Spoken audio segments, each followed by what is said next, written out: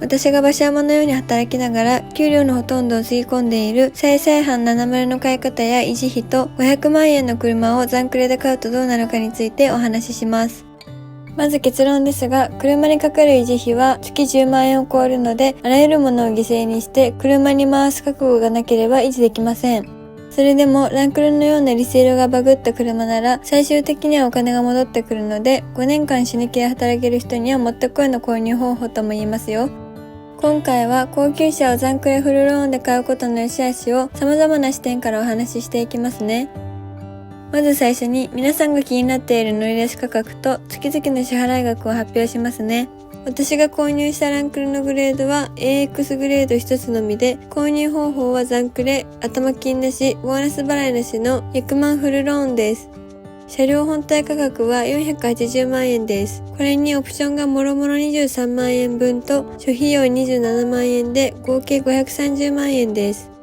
これに残クレ5年の手数料が83万円上乗せされて乗り出し価格は613万円です。毎月の支払い額は67,500円で最終月の残価は168万円です。もはや金利だけで中古車が買えてしまいますよ。これはリボ払いの次に鬼畜な商売です。私が一体どういうメンタルで月の給料の大半を車につぎ込んでいるのかって話なんですけど、ランクルの場合はリセールがいいので、生活が厳しくなったら車を売ることでローン地獄から抜け出せるという逃げ道があります。もちろん手放すことは一切考えていませんし、血を張ってでも死ぬ気で働いて気合と根性でローンは完済するつもりですよ。そもそも残クレとは何かを30秒で簡単にお話ししますね。一言で言うと借金の先送りです。私の場合はランクルの総額530万円のうち360万円を5年かけて返済しています。そうすることで月々の支払いが安くなります。残りの170万円は5年後にランクルをディーラーに返してチャラにするか自分で買い取るかを選べます。ランクルの場合はリセールがバグっているので、仮に5年後に車を返してもお釣りが来ます。ここで一つ注意。本来手の届かない車に無理をして乗るのだから、車両保険には入っておかないと万が一の時にローンで積んでしまいます。残クレの支払い額だけで計算しがちですが、保険料も踏まえて計画を立てるのが良さそうですね。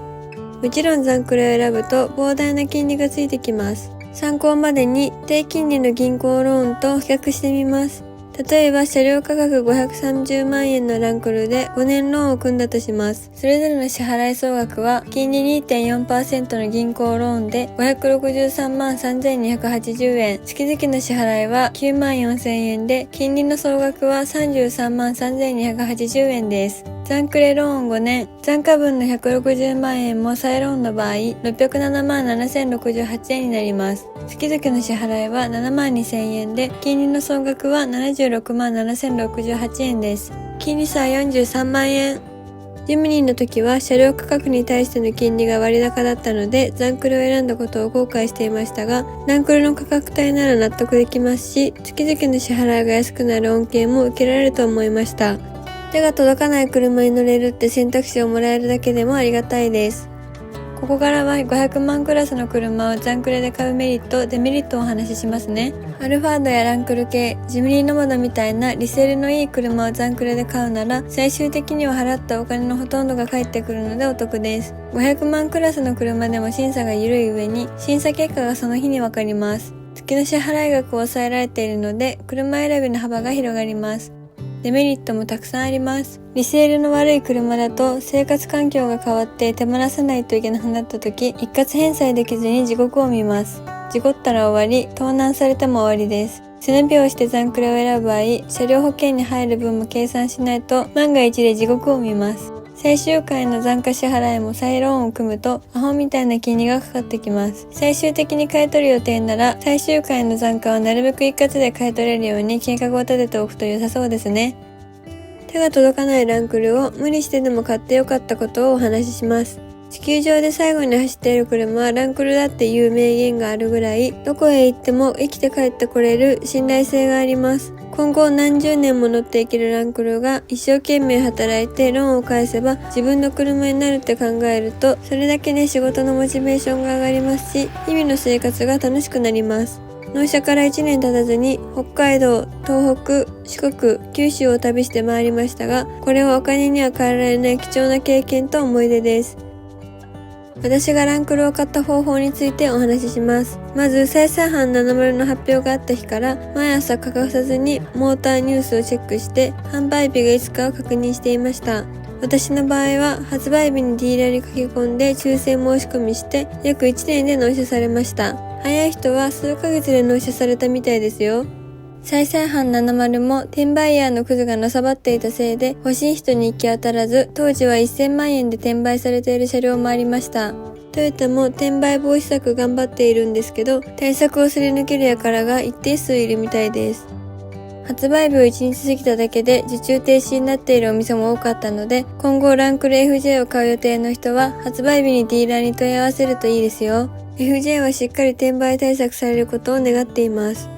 現時点での再々販70の販売状況ですが、受注停止になっているみたいです。直近では去年の9月頃に一部店舗で受注再開していたようです。次回の受注開始は今年の3月との噂があるようなので、狙っている人はトヨタ公式の発表を待ちましょう。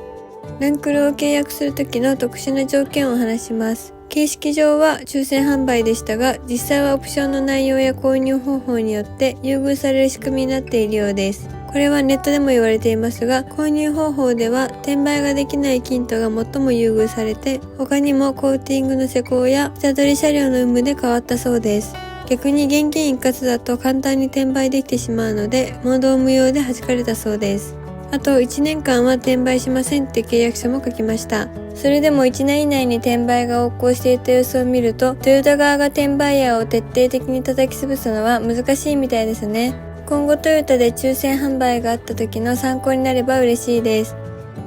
返済計画についてお話ししますね。最初はお兄ちゃんと共有していましたが、今はほとんど私しかならないので、維持費は私が払っています。今後はローンを5年払い続けて、怪我や病気で働けなくなるようなことがなければ最後に買い取ります。私は生活費を削りながら車のために働いていますが、ランクルを買って後悔したことはありませんし、これからも日本中を旅したいです。もっともっと仕事頑張って稼いで余裕ができたらカスタムをたくさんしていきたいですね。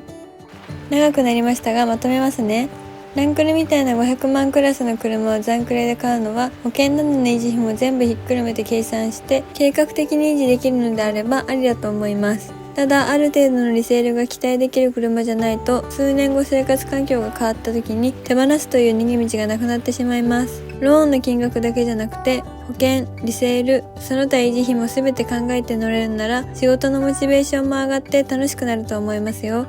ということで計画的に買うなら高級車を残クレで買うのは個人的にはありだと思いました。むしろ本来なら絶対に手が届かない車に頑張れば乗れるという選択肢をくれるだけでもありがたいと思っています。